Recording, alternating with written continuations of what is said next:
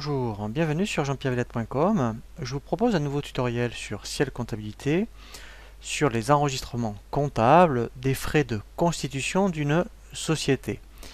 Lorsque vous créez une société commerciale style URL, SAS ou SARL, effectivement, avant de pouvoir, disposer, du capital pour pouvoir faire fonctionner, votre entreprise, eh bien, vous allez avoir des frais de constitution que vous allez avancer et ensuite, effectivement, vous aurez un remboursement de la société via votre compte courant.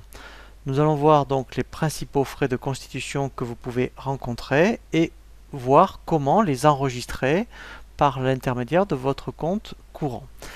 Dans un premier temps, effectivement, lorsque vous créez une société, vous allez avoir des frais comme l'annonce légale, donc c'est le journal officiel pour indiquer la création de votre société, des frais de greffe pour effectivement déposer les statuts au greffe, frais d'honoraires comme éventuellement un expert comptable ou un avocat si vous avez confié, la création de votre société au niveau des statuts à un avocat.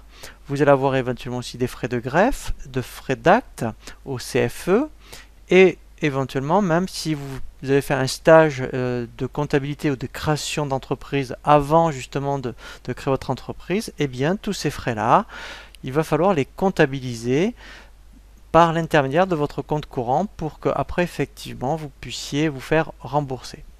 Première chose que nous allons voir, ce sont, effectivement les frais, admettons, d'honoraires que vous pouvez avoir lorsque vous consultez un conseil comptable ou juridique pour créer votre société. Donc la première chose à faire, effectivement, c'est de voir le compte de charge que vous allez utiliser. Alors, effectivement, si par contre l'ensemble de ces frais est important, c'est-à-dire que si ça commence à dépasser les 1000-1500 euros, vous verrez qu'en fait, nous ne passerons pas par des comptes de charge, mais par un compte d'immobilisation qui s'appelle les frais d'établissement. Donc vous verrez l'écriture pour l'ensemble de ces frais. Mais dans un premier temps, nous allons les voir par rapport à des charges. Donc dans le plan comptable, nous allons commencer par effectivement voir les honoraires.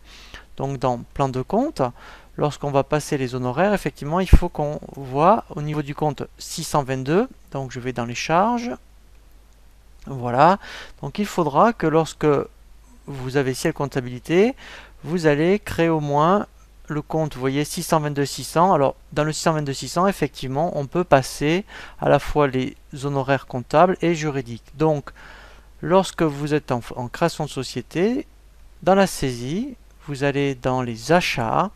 Donc là, je vais dans achats. Voilà. Donc, admettons, ça pourrait être aujourd'hui. Et là, je vais mettre frais.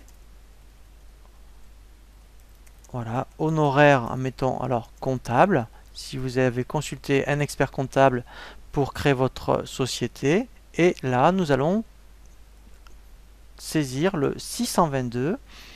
Donc, dans les 622, vous avez 600 honoraires. Admettons, si vous avez eu 300 euros de consultation. Ensuite, vous allez saisir la TVA. Donc, à 20%. Donc, ce sera bien la TVA déductible. Voilà.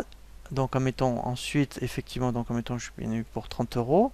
Et ensuite, là, il va falloir saisir un compte courant, le compte 455. Donc, éventuellement, voilà, vous utilisez le 455-100. Et là, en fait, ça sera votre compte courant à vous. Et vous mettez le nom, votre nom. Voilà, donc là, je vais mettre compte courant associé. Voilà. Et là, je fais... Voilà. Donc ça, éventuellement, c'est les premiers frais que vous pouvez avoir. Alors après, on verra justement lorsque vous allez avoir votre société de créer, lorsque la banque va vous débloquer votre capital, que vous allez recevoir un chéquier, comment on fait pour se rembourser. Donc là, éventuellement, ce sont les frais d'honoraires à la fois, mettons, comptables ou juridiques. Ensuite, éventuellement, vous pouvez avoir ce qu'on appelle des frais d'acte. Donc les frais d'acte, c'est quand vous allez voir le CFE, pour effectivement constituer votre société. Donc là, en fait, je vais mettre, mettons, frais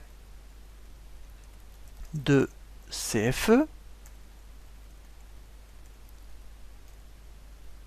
Voilà.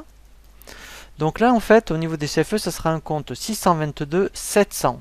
Voilà, on appelle ça des frais d'acte. Donc ici, si vous en avez eu, mettons, pour 200 euros, voilà. Et là, en fait, directement, donc en principe, s'il n'y a pas de TVA, donc là, vous saisirez directement votre compte courant, voilà, pour voilà, le même montant.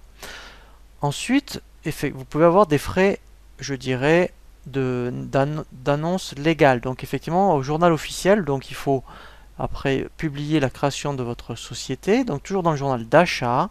Là, on va mettre, mettons, frais, voilà, annonce légale. Et là, en fait, toujours pareil, ça sera un compte 623. Et là, vous voyez, vous avez 623 annonce insertion. Donc peut-être que vous en avez eu pour 150 euros.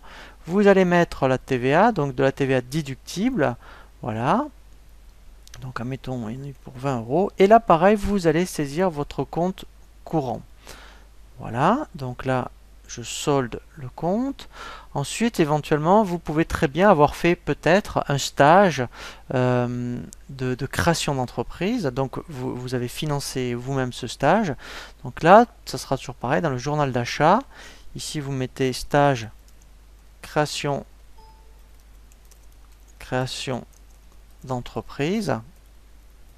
Voilà, donc là dans ce cas-là, en fait, ça sera un compte 618, et là en fait, voilà, donc ça sera 618 500.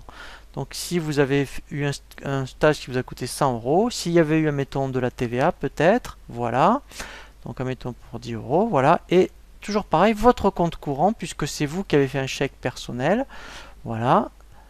Voilà, donc là, en fait, on a vu éventuellement les principaux frais de création. Alors, après, vous pouvez peut-être avoir eu des frais d'envoi. Donc là, les frais d'envoi, effectivement. Donc là, si je mets frais envoi, mettons statut par exemple. Voilà. Donc là, dans ce cas-là, ça sera un compte 626. Voilà. Donc peut-être que vous en avez eu pour 10 euros. Donc là, il n'y a pas de TVA. Donc ensuite, au détriment de compte courant, toujours pareil. Voilà. Donc là, en fait, voilà. Donc ce qu'il faut retenir, c'est que lorsque vous êtes en création de société, tous les frais, en fait, quand c'est vous qui les avancez, c'est au crédit du compte 455 100. Et ensuite, si on fait un résumé sur les principales charges que vous avez en frais de création, ça sera les honoraires comptables ou juridiques, compte 622. Ensuite, vous allez avoir ce qu'on appelle les frais d'acte. Donc les frais d'acte, vous allez avoir les frais de greffe éventuellement et le CFE. Donc là, ça sera un compte 622. Vous voyez, donc ça sera celui-ci 622 700. Ensuite, après tout ce qui est insertion au journal légal, ça sera le compte 623 100. Si vous faites un stage de création, ça sera un compte 618, le 618 500. Et si vous avez des frais d'envoi, voilà, et bien effectivement, ça sera du 626. Ensuite, effectivement, lorsque votre société est créée, effectivement, il va falloir vous rembourser au fur et à mesure, je dirais, de l'activité de votre entreprise, le compte 455. Donc, si je consulte pour l'instant le compte 455, ici, ben, effectivement, voilà, vous voyez, mettons, vous avez eu pour 820 euros, je dirais, de frais de création, eh bien, vous pourriez, une fois que la société est créée, vous rembourser les 820 euros. Donc dans ce cas-là, il faut aller dans saisie standard, dans le journal de banque, voilà, et là vous mettez remboursement,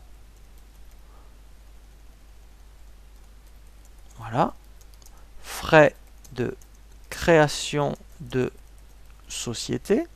Donc là en fait, vous allez débiter le compte courant pour les 820 euros. Et ensuite, vous allez créditer la banque pour le même montant. Comme ça, effectivement, il faut que votre compte courant, en fait, soit soldé. Il faut jamais avoir un compte courant débiteur dans une société. C'est pas possible. Voilà. Donc ça, c'est le premier cas de figure. Si, admettons, vous avez eu des frais de création importants, admettons, au-delà des 1000 euros, et bien en fait, alors après avoir avec votre expert comptable, mais vous pourriez immobiliser ces frais. Donc dans ce cas-là, en fait, les 820 euros, mettons, eh bien, au lieu de les passer en charge, comme on les a passés sur différents comptes de charge, directement dans le journal d'achat, eh bien, en fait, ici, vous mettriez frais création de société. Et là, en fait, directement, vous utiliseriez un compte qu'on appelle 201, qui est frais d'établissement, vous voyez, ou même frais de constitution.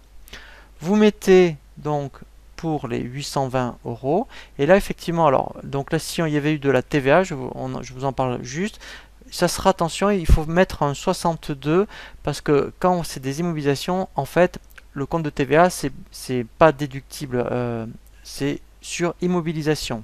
Voilà, ça va pas au même endroit. Donc là, mettons, il y en avait peut-être pour 100 euros. Et là, dans ce cas-là, effectivement, eh bien, vous, je dirais, mettez dans votre compte courant. Après, ça revient au même. Et ensuite, effectivement, alors là, par contre, oui, parce que j'avais mis de la TVA. Mais après, effectivement, ben, vous rembourseriez, comme tout à l'heure, votre compte courant par le débit du compte 455. Hein, donc ça change pas. Donc ça, je précise bien, c'est deux façons de saisir les frais de constitution. Si ils sont importants, vous les immobilisez avec le compte 201. Hein, mais le remboursement, en tout cas, que ce soit des charges, en charge ou en immobilisation, hein, là par contre, il n'y a pas de problème. C'est le même, je dirais, la même écriture. Voilà. Et là, en fait, vous faites le remboursement. Voilà. Donc là, on a vu vraiment les principaux frais de création d'une société lorsque vous avancez les frais. Nous verrons après également notre tutoriel lorsqu'on est en entreprise individuelle, puisqu'effectivement au niveau du compte courant c'est différent. Je vous dis à très bientôt sur jeanpierreviat.com pour un nouveau tuto sur les enregistrements comptables sur Ciel Comptabilité.